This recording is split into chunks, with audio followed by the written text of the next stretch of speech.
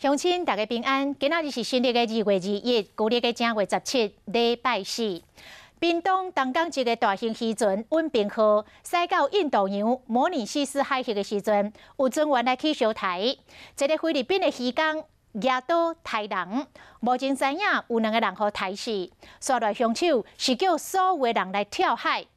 船顶有3个台湾籍的船员，包括船长、轮机长甲观察员。其中，这船长甲轮机长赶紧走去美丽的船长室，把门锁起来，拍卫车电话等来台湾化救人。海巡署已经派舰艇到发生事故的地点来救人。这只屏东东港大型的青仔钓船“稳平号”1月24为高雄港出发，到印度洋要作业。 船员有24个人，其中船长陈进步、轮机长高信光、甲观察员杨文斌3人是台湾人，其他是外籍的渔工。20透早3点外，伫摩尼西斯海域，一个菲律宾籍的渔工举刀杀4人，佮恐吓所有人爱跳海。船顶的船长、轮机长反锁伫个船长室，敲维持电话等来台湾化救人。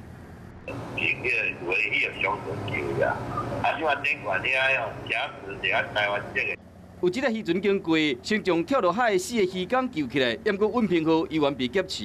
伫船长室甲船底机房3名台籍的船员，情况真危急。烦恼讲，万一若伫内底无水无物件通食，安尼时间就真危急啊！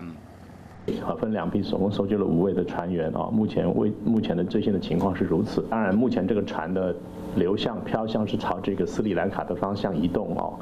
海巡署特勤队员已经全副武装为高雄坐巡河8号舰出海救人。海巡署嘛下达救人优先的最高指令。